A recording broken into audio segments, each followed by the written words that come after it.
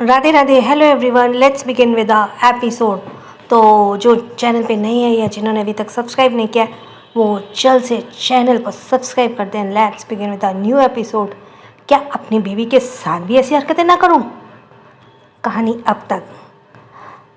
उस वक्त रणवीर अपने दादाजी के साथ देहरादून गया था और माही का जन्म भी देहरादून में ही हुआ था। उसके कुछ सालों बाद उसके दादाजी और उसका परिवार कमाऊ में जाकर बस गए थे। रणवीर की उम्र सिर्फ 6 साल की थी और वो जिद करके दादाजी के साथ गया था। अधिराज जी की गाड़ी माही के घर भाग आकर रुकी। माधव ने जल्दी से बाहर आकर अधिराज जी को साइड का डोर ओपन किया और कहा, मालिक बाहर आइए। अधिराज जी गाड़ी से बाहर आए, फिर उन्होंने पलटकर रणवीर की तरफ देखा और कहा, रणवीर बाहर आओ बेटा। रणवीर ने अपने दादाजी की तरफ देखा। रणवीर के हाथ में एक बुक थी जो उसकी फेवरेट स्टोरी बुक थी। रणवीर उस स्टोरी बुक को ही पकड़ रहा था और उसने बुक को बंद करके साइड में रखा और गाड़ी से बाहर आ गया। रणवीर ने अपने दादाजी का हाथ पकड़ते हुए कहा, दादू क्या वो प्रिंसेस यहीं रहती है? तो अधिराज जी ने मुस्कुराते हुए कहा, हाँ बेटा वे यहीं रहती है, अब आगे। उस वक्त रणवीर बहुत ही प्यारा बच्चा था और काफ़ी ज़्यादा शरारती। दादाजी की बात सुनकर रणवीर की आंखों में चमक आ गई और वो एक्साइटेडमेंट के साथ बोला, फिर मुझे जल्दी से उसके पास लेकर चलिए ना, मुझे देखना है प्रिंसेस कैसी होती है। अधिराज जी हंसते हुए रणवीर के बालों में हाथ फेरा, कहा, थोड़ा सब्र करो रणवीर, तुम इतने ज़्यादा एक्साइटेड क्यों हो रहे हो? अब यह तो रणवीर को ही नहीं पता था कि वो उस छोटी सी प्रिंसेस को देखने के लिए इतना एक्साइटेड क्यों हो रहा था। रणवीर अपने दादाजी का हाथ पकड़े उस घर की तरफ बढ़ गया। कुछ देर बाद माही के दादाजी और रणवीर के दादाजी दोनों ही सोफे पर बैठकर बातें कर रहे थे। वहीं माही के पिताजी रणवीर के पास बैठे हुए उनसे कुछ बातें कर रहे थे। रणवीर स्कूल जाते हो बेटा? तो रणवीर ने कहा, हाँ अंकल मैं स्कूल जाता हूँ और वहाँ मेरे बहुत सारे दोस्त भी हैं। दरअसल रणवीर आसपास किसी को ढूंढ रहा था तो माही के पापा ने पूछा, क्या हुआ बेटा कुछ ढूंढ रहे हो? तो रणवीर ने कहा, अंकल यहाँ पर प्रिंसेस भी रहती है ना? तभी माही की माँ अपने हाथों में नाश्ते की ट्रे लेकर बाहर आई और हंसते बोली, हाँ बेटा एक छोटी सी प्रिंसेस यहाँ रहती है, क्या तुम्हें इससे मिलना है? तो रणवीर ने जल्दी से अपने सिर हाँ में हिलाया और माही की माँ से बोला, वो उस रूम में है और चूल्हे में सो रही है, जाओ उसे जाकर देख लो। रणवीर जल्दी से सोफे से खड़ा हुआ और बोला, तो पहले बताना था ना आंटी, मैं कब से वेट कर रहा हूँ। रणवीर ये बात ऐसे कही थी कि वहाँ मौजूद सभी लोगों की हंसी आ गई। तो माही की माँ ने कहा, बेटा पर उसे उठाने की कोशिश मत करना, ठीक है, क्योंकि अभी छोटी है ना वो। तो रणवीर ने कहा, आंटी अब मैं बिग बॉय बन गया हूँ, छोटा नहीं हूँ, पर मैं उसे नहीं उठाऊँगा, आप बेफिक्र रहिए। कहकर रणवीर जल्दी से उस रूम की तरफ बढ़ गया। रणवीर ने धीरे से रूम का डोर ओपन किया और अंदर चला गया।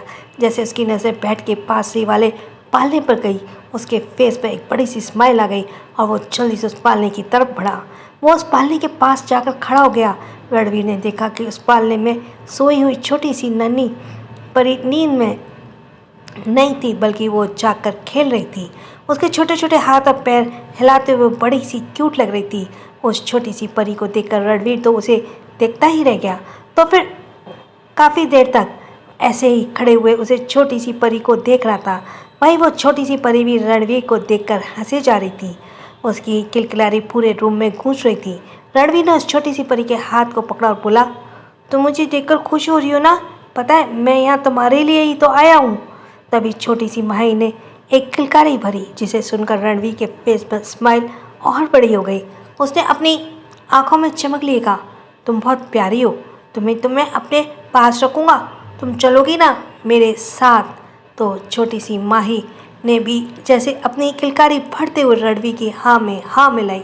रणवीर ने भी यही समझा तो रणवीर ने प्यार से उसके छोटे से हाथ को चूमते हुए कहा, ठीक है तो आज से तुम मेरी, जब तुम बड़ी हो जाओगी तब मैं तुम्हें अपने साथ ले जाऊंगा और तुम मेरे साथ ही रहना, फिर मैं तुम्हें किसी और से बात नहीं करने दूंगा।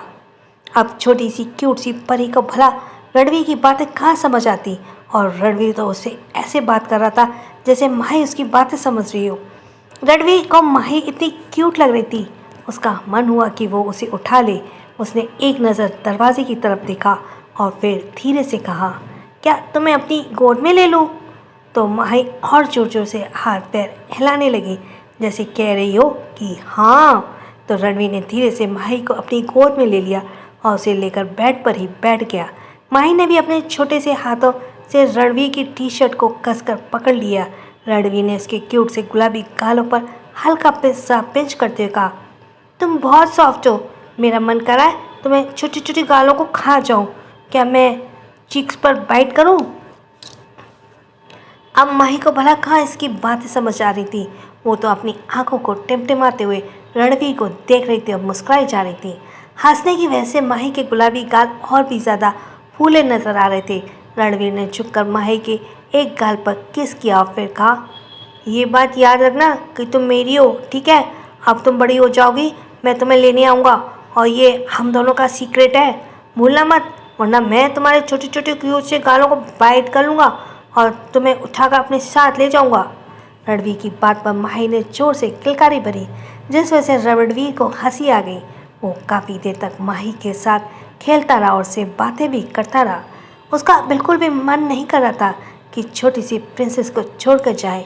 माही अभी भी रणवीर की गोद में ही थी और रणवीर का बिल्कुल मन नहीं था माही को अपनी गोद से उतारने का। तभी माही की माँ अंदर आई और कहा, बेटा तुम कुछ खा लो, तुम्हें भूख लगी होगी ना? रणवीर ने पलटकर माही की माँ की तरफ देखा और कहा, हाँ जी, मुझे बहुत जोर की भूख लगी है। फिर रणवीर ने माही से कहा, ठीक है प्रिंसेस, अब तुम चुपचाप सो जाओ, मैं कुछ खा के आता हूँ, मुझे भूख लगी है। कहकर रणवीर ने माही को जैसे ही बेड पर लेटाया तो माही जोर जोर से रोने लगी।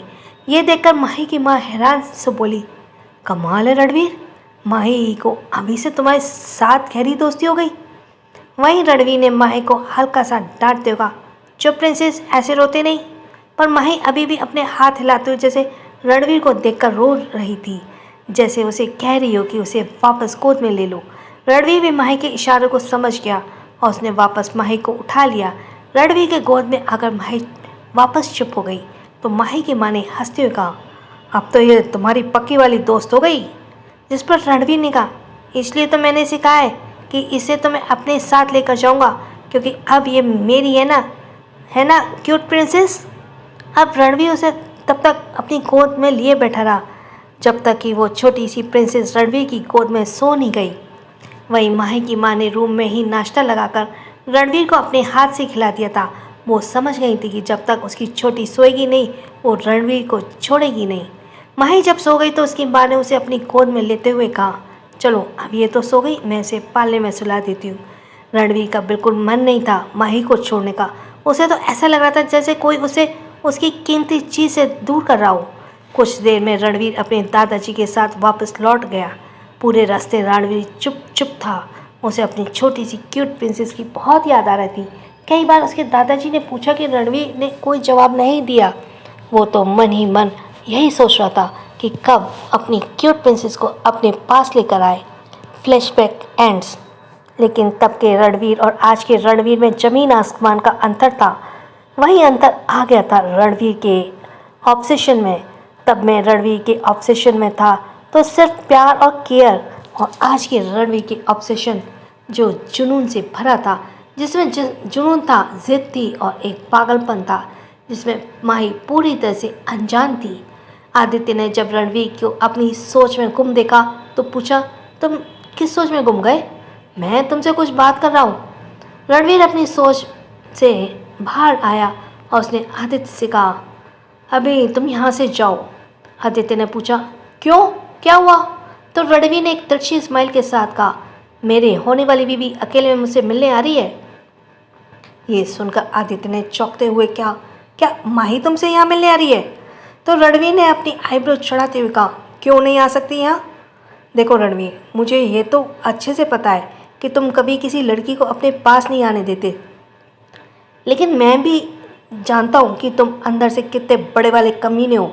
इसलिए ये ध्यान रखना कि माही अभी बच्ची है तो उसके साथ कोई उल्टी सीधी हरकत मत करना। रणवीर ने आदित्य के सामने खड़े होते कहा, पर अब वो बच्ची कुछ महीनों में मेरी बीवी बनने वाली है, तो क्या अपनी बीवी के साथ भी ऐसी हरकतें ना करूं? आदित्य ने अपना सिर ना में हिलाते हुए कहा, तुम उसे थोड़ा वक्त तो दे सकते हो ना? वैसे भी मुझे नहीं लगता कि उसकी उम्र है अभी शादी की। बस वो तो पता नहीं क्यों दादाजी के कहने से इतनी जल्दी क्यों है। रणवीर ने कहा, उसकी फिक्र तू मत कर, माही के साथ मुझे क्या करना और क्या नहीं वो मैं खुद देख लूँगा, फिलहाल तो तू यहाँ से जा। आदित्य ने उसे एक बार फिर कुछ कहना चाहा। देखो रणवीर, मेरी बात। रणवीर ने कहा, आदित्य जाओ यहाँ से। आदित्य समझ गया कि रणवीर नहीं मानेगा, इसलिए वो भी चुपचाप वहाँ से चला गया। वो अभी टेरेस से नीचे आया ही था कि तभी उसकी नज़र सामने से खुद में बड़बड़ाते हुए उस तरफ आ रही माही पर गई। इस बार कुछ भी ऐसी हरकत की ना तो मैं छोड़ूंगी नहीं। मुझे समझ भी क्या रखा हुआ उन्होंने। अगर वो मॉन्स्टर है तो मैं भी शैतान की नानी हूँ। माही को ऐसी बातें करते देख आदित्य को पहले तो हंसी आ गई, लेकिन फिर भी उसने अपनी हंसी कंट्रोल करते हुए कहा, माही क्या हुआ, इतने गुस्से में क्यों? माही जो आदित्य के सामने आने से रुक गई, उसने अपना सिर उठाकर आदित्य की तरफ देखा और आदित्य से अपनी भौहें चढ़ाते हुए कहा, क्या हुआ, इतने गुस्से में क्यों हो? तो माही ने मुंह बनाते हुए कहा, आपके भाई की वजह से। आपको नहीं पता वो मुझे कितना परेशान करते हैं। तो आदित्य ने कहा, क्या वो तुम्हें वाकई में परेशान करता है माही? तो माही ने अपना सिर हाँ में हिलाया और आदित्य ने कहा, पर अब तो तुम्हारी शादी उससे होने वाली है और तुमने खुद ही उसे हाँ कहा तो रणवीर से शादी के लिए। तो माही ने चिढ़ते हुए कहा, मैंने कोई हाँ नहीं कहा था, वो तो उन्होंने मुझे बुद्धू बनाया था। मुझे कहा कि वो शादी से मना कर देंगे, इसलिए मैंने हाँ कर दूँ, लेकिन उन्होंने मुझे ही धोखा दे दिया। कहते हुए माही रोने की शक्ल बनाकर आदित्य को देखने लगी। आदित्य ने मन ही मन कहा, खेल गया रणवीर, इस मासूम बच्ची को भी अपनी बातों में फंसा लिया। उसने फिर माही से कहा, देखो तुम परेशान मत हो, वो ज़्यादा तुम्हें परेशान करे तो तुम हम सब से है ना, तुम हमसे आकर शिकायत करना, ठीक है? और उसे डरने की बिल्कुल ज़रूरत नहीं है। तो माही ने कहा, अरे डरती तो मैं किसी से भी नहीं हूँ, अभी उन्होंने मेरा खतरनाक वाला रूप नहीं देखा है। अगर मुझे गुस्सा आता है ना तो मैं सामने वाले की बैंड बजा देती हूँ। माही ने ये बात कुछ इस तरह से कही थी कि आदित्य को उसके फेस के एक्सप्रेशन देखकर ही हंसी आ गई। उसने हंसते हुए कहा, ठीक है खतरनाक प्रिंसेस, जाओ, रणवीर तुम्हारा वेट कर रहा है, मुझे कुछ काम है तो अभी जाना होगा। कहकर आदित्य आगे बढ़ गया। माही ने आदित्य को जाते हुए देखा और वापस सीढ़ियों की तरफ देखते हुए कहा, अगर उन्होंने मेरे साथ कुछ भी उल्टी सीधी हरकत की तो फिर आज या ये नहीं या फिर मैं नहीं। कहकर माही दंदनाते हुए सीढ़ियों पर चढ़ने लगी। वहीं रणवीर अभी भी रेलिंग के पास खड़े हुए सामने की तरफ देख रहा था।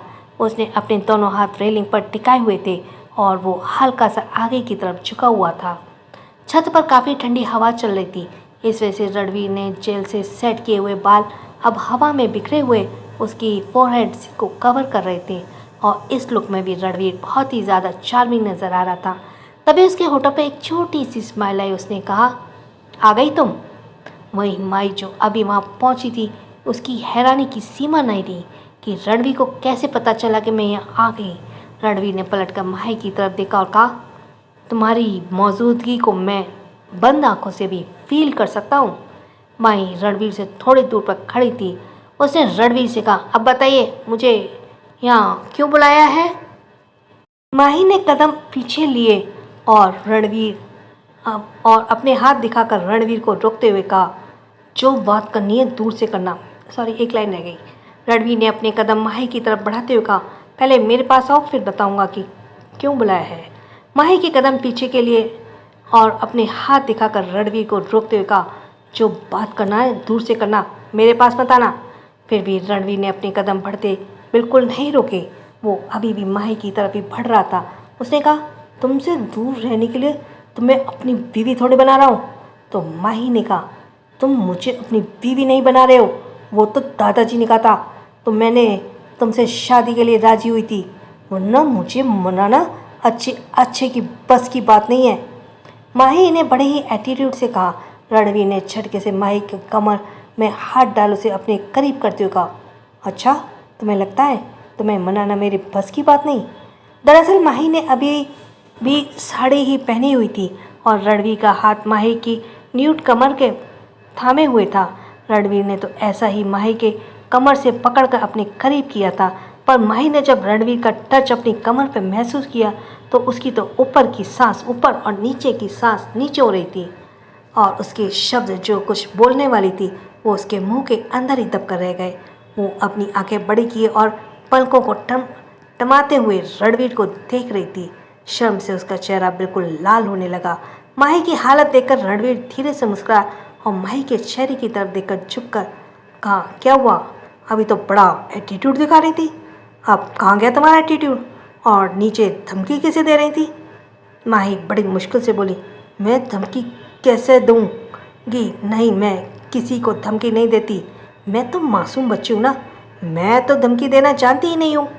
माही रणवीर से दूर खड़ी होकर जल्दी हिम्मत दिखा रही थी। अब उसकी हिम्मत जैसे कहीं उड़न छू हो गई थी। रणवीर ने इतना करीब आकर उसकी तो आवाज़ ही नहीं निकल रही थी। माही को इतना डरते देख रणवीर को बड़ी हंसी आ रही थी, क्योंकि माही इस तरह से बहुत ही ज़्यादा क्यूट एक्सप्रेशन बना रही थी। पर रणवीर जानबूझकर अपना चेहरा सख्त बनाए हुए था। वो जानबूझकर माही के और भी करीब गया और उसको गुलाबी गालों पर अपने होठ फेरते हुए बोला, क्यों?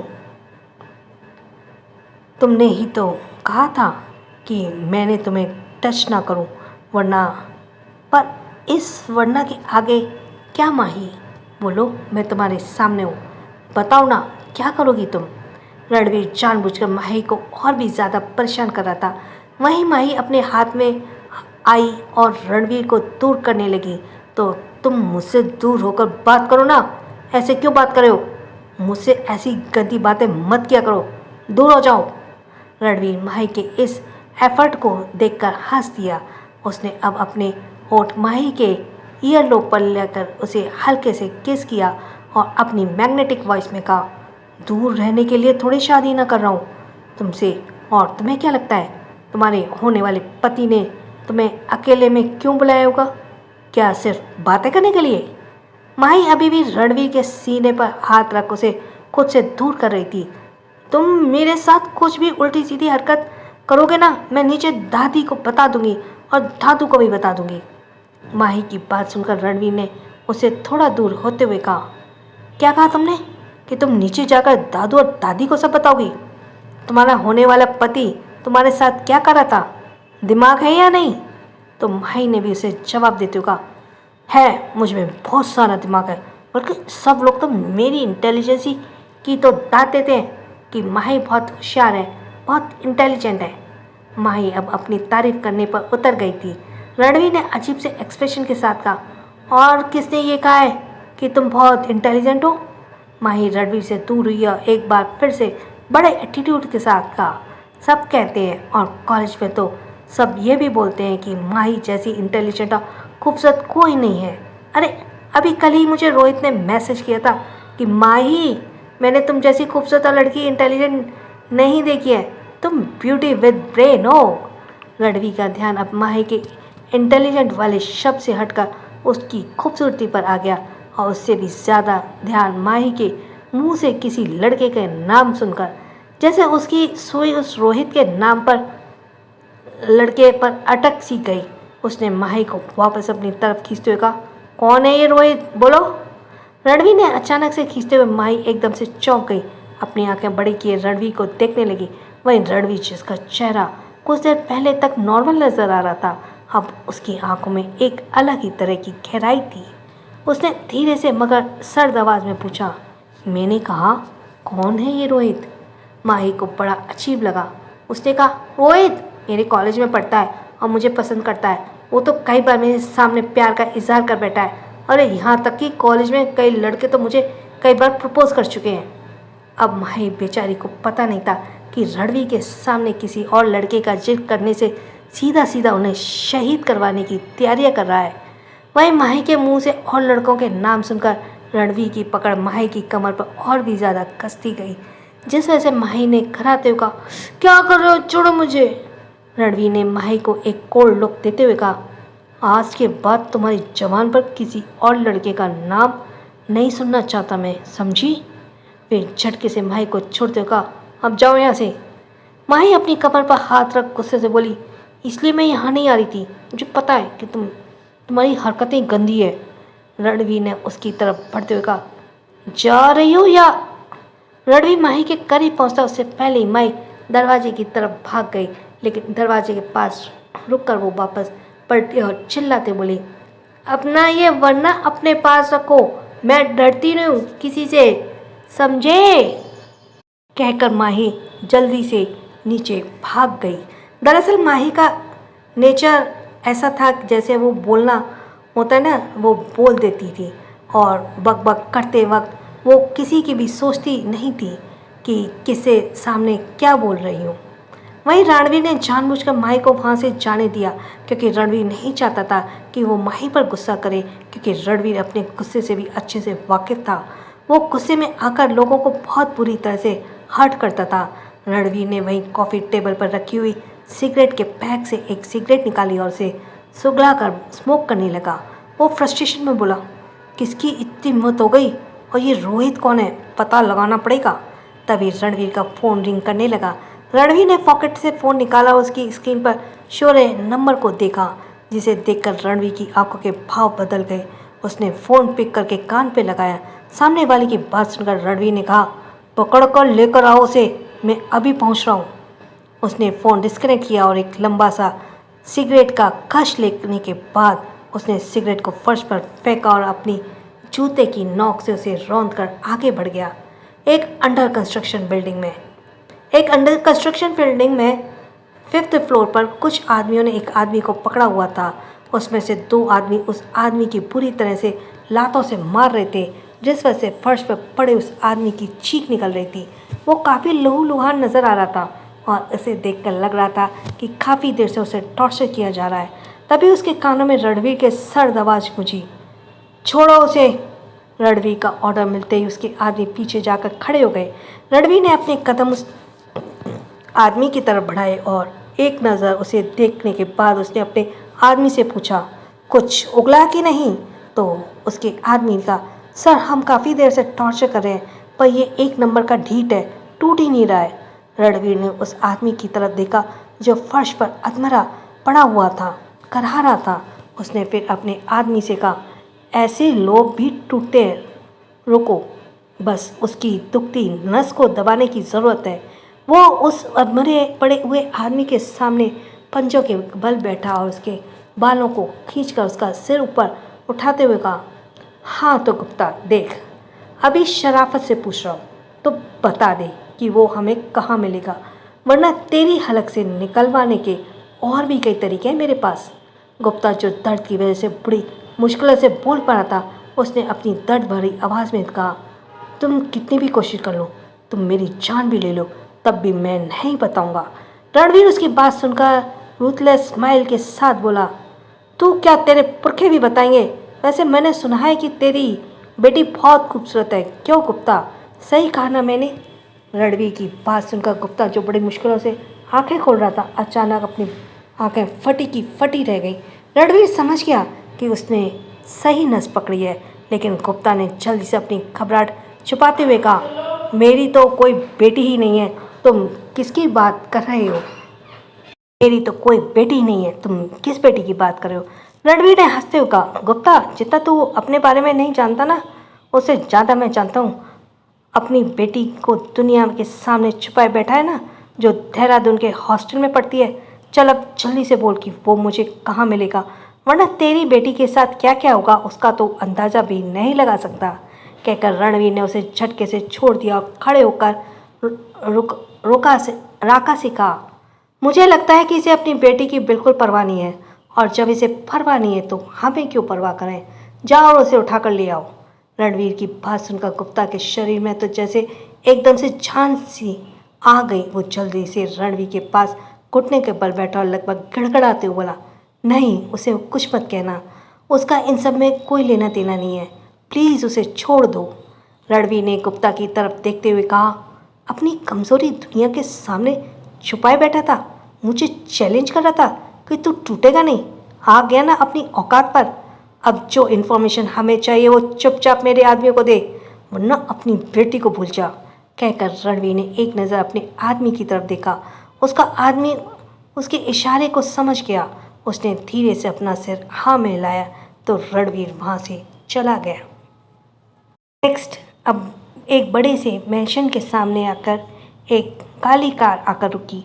उस गाड़ी के बैक साइड का डोर ओपन हुआ और राजवीर गाड़ी से बाहर आया। उसे पीछे पलटकर अपना हाथ आगे बढ़ाया। लड़की ने राजवीर के हाथ में अपना हाथ दिया और गाड़ी से बाहर आ गई। राजवीर ने उसकी कमर को पकड़कर अपने करीब करते हुए कहा, आज की रात कभी नहीं भूलोगी क्योंकि तुम राजवीर शेखावत के साथ हो। ये कहकर राजवीर ने झुककर लड़की के गाल पर किस किया तो उस लड़की ने भी मदहोशी भरी हंसी के साथ, मैं तो तुम्हारे साथ बीते हर लम्हे को कभी भूलना भी नहीं चाहती। राजवीर मुस्कुराया उसे लेकर अंदर बढ़ गया। राजवीर उस लड़की की कमर में हाथ डाले हॉल में आया ही था कि तभी एक लड़की की आवाज़ उसके कानों में आई, जिससे उसके कदम रुक गए और उसने सामने की तरफ देखा। सीढ़ियों पर ही करीब 28 साल की लड़की, जिसने काफ़ी मॉडर्न कपड़े पहने हुए थे, जलती नज़रों से राजवीर के बगल में खड़ी हुई लड़की को देख रही थी। उस लड़की को देखकर राजवीर, जो अभी तक मुस्कुरा रहा था, उसके चेहरे के भाव सख्त हो गए। उसने अपने बगल में खड़ी लड़की से कहा, चलो बेबी, यहाँ टाइम वेस्ट करने की ज़रूरत नहीं है। कहकर वो सीढ़ियों की तरफ बढ़ा ही था कि तभी वो लड़की नीचे उतर गई और कहा, राजवीर, ये तुम किसे घर में लेकर आए हो? राजवीर ने उस लड़की को देखा और एक अजीब स्माइल के साथ कहा, इसका जवाब तुम्हें देना जरूरी नहीं समझता इशिका, और दोबारा मेरे रास्ते में आने की कोशिश मत करना, ठीक है? कहकर राजवीर उस लड़की को कमर में थामे अब उसके बगल से निकल ही रहा था कि इशिका ने उसकी बाँह पकड़कर रोकते हुए कहा, राजवीर, तुम इसे अपने रूम में नहीं ले जा सकते। राजवीर ने जल्दी से अपनी बाहें छुड़ाई और उस बगल में खड़ी लड़की से कहा, बेबी, जाकर मेरे रूम में मेरा वेट करो, मैं बस अभी आया। कुछ लोग हैं जो अपनी औकात भूल रहे हैं, उन्हें उनकी औकात याद दिलाना ज़्यादा ज़रूरी है। तो उस लड़की ने एक कातिला स्माइल के साथ इशिका की तरफ देखा और फिर राजवीर से कहा, जल्दी आना, मुझे इंतज़ार पसंद नहीं है, तुम जानते हो ना। कहकर उसने एक बिग स्माइल के साथ इशिका को देखा और सीढ़ियाँ चढ़ते ऊपर चली गई। इशिका उसे ऐसे जाते हुए देख रही थी जैसे उसे सीढ़ियों से धक्का ही दे देगी। राजवीर ने उसके चेहरे के आगे चुटकी बजाते हुए कहा, कहाँ देख रही हो, इधर मुझसे बात करो। इशिका ने राजवीर से कहा, तुम ऐसा क्यों करते हो राजवीर, तुम ऐसे किसी को भी। तभी राजवीर ने इशिका के चेहरे के करीब होते हुए कहा, तो क्या तुम्हारे साथ करूं, बोलो। सुनकर इशिका के फेस की स्माइल आई थी सुनकर इशिका की फेस पर स्माइल आई। तभी राजवीर ने दूर होते हुए कहा, पर तुम उस लायक हो नहीं, लेकिन तुम तो मेरे बाप की समझ रही हो ना। कहकर राजवीर ने उसे ऐसा लुक दिया कि इशिका अंदर तक सुलग गई। उसने राजवीर से कहा, पर वो दुनिया में नहीं है राजवीर, और तुम जानते हो ना, उससे पहले मैं तुम्हारी। तभी राजवीर ने उसके होठों पर उंगली रखते हुए कहा, शांत हो जाओ इशिका, तुम मेरी कुछ थी पर अब हो नहीं। अभी तुम इस घर में हो तो सिर्फ इस वजह से कि मेरे डैड नुकुल से शादी की थी, वरना कब का तुम्हें उठाकर कचरे की तरह बाहर फेंक देता। इसलिए इस घर में किसी कोने में पड़ी रहो, तुम्हारी सारी ज़रूरत पूरी हो रही है ना, इतना ही काफ़ी है, क्योंकि जिस दिन दिमाग घूम गया ना, तुम्हें सड़क पर लाने में देर नहीं लगाऊंगा। राजवीर अभी थोड़ा आगे बढ़ा ही था कि तभी इशिका ने उसका हाथ पकड़ते हुए कहा, राजवीर देखो, वो तो इस दुनिया में नहीं रहे, तो हम अपना रिलेशन कंटिन्यू कर सकते हैं। तुम तो मुझे बहुत प्यार करते थे ना। राजवीर ने पलटकर इशिका की तरफ देखा और फिर अपने हाथ की तरफ, जिसे उसने दोनों हाथों से थामा हुआ था।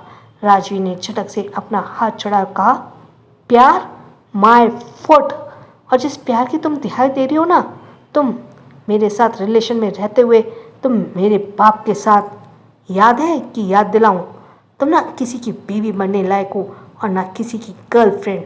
और अगर बार बार अपनी बेइज्जती कराने का इतना ही शौक है ना, तभी मेरे रास्ते में आना, वरना कोशिश करना कि मेरी नज़र के सामने ना हो।